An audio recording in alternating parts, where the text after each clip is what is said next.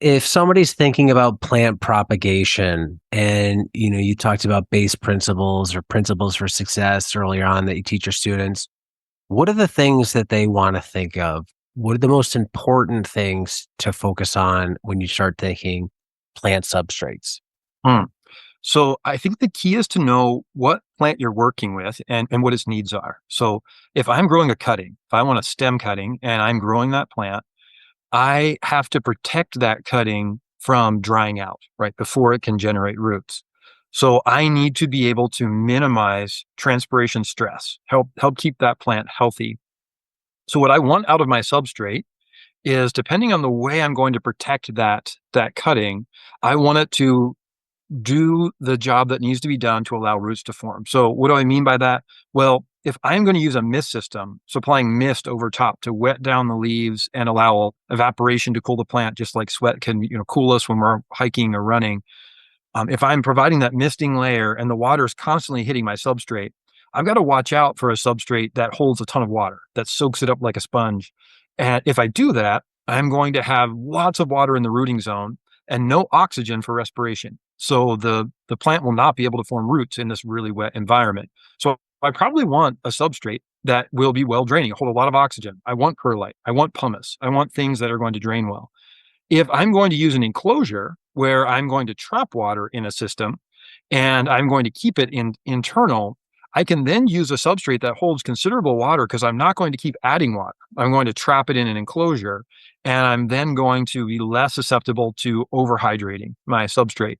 If I have a fogging system where I suspend little droplets, I can also use a substrate that holds a bit more water. That's okay because I'm not supplying the sheer volume like a mist system would over top. There are also differences between the type of crop I'm growing. They may be more or less forgiving of the amount of water in the root zone. So I want to identify what's around this plant. What am I trying to do in that space? For seed germination, I want to ask myself, what type of crop am I growing? Is it one that thrives with high water amounts and relatively little oxygen required for root growth, or is it one that needs considerable root growth? And often this will connect with a native environment. If you're looking at, does it come from a dry place or well-drained soil or very wet soils? Other times you can find it in a grower's handbook, but you're trying to identify how it is that you want to grow your crop. How wet is that interface with the seed? And so once you're thinking about the needs of your plant, and really the irrigation systems you have, whether it's sub-irrigation or mist or fogging, or your handheld irrigation, then you're trying to pair that together with the substrates you have available to you. And then always in there is the cost and availability issue to continue to think about. So even the best quote unquote media to grow in could be ruined by poor watering Yes. habits or mechanisms. Exactly. Yes. Yes. I get asked by many people, why are my houseplants dying? Anytime I'm at a dinner party or anywhere, people know I'm a plant scientist and they have questions. If there's not a lot of time, I will tell them the answer is water and we can talk about it later. And it's generally overwater, underwater, salt accumulation, and light levels are sometimes an issue, but often it is humidity, even, in the grow space, in the house or wherever the plant's growing. And so you are so right. You could have the perfect substrate and then mess it up with the way water is delivered, nutrients are delivered, the temperature that you're growing at. There are so many things that can be a mismatch in the equation for growth and health in a plant.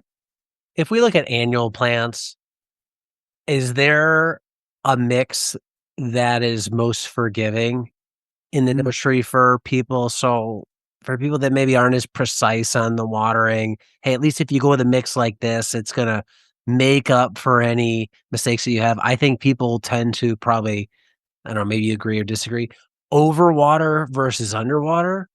So Exactly. I'm thinking you want something that sheds more water than holds more.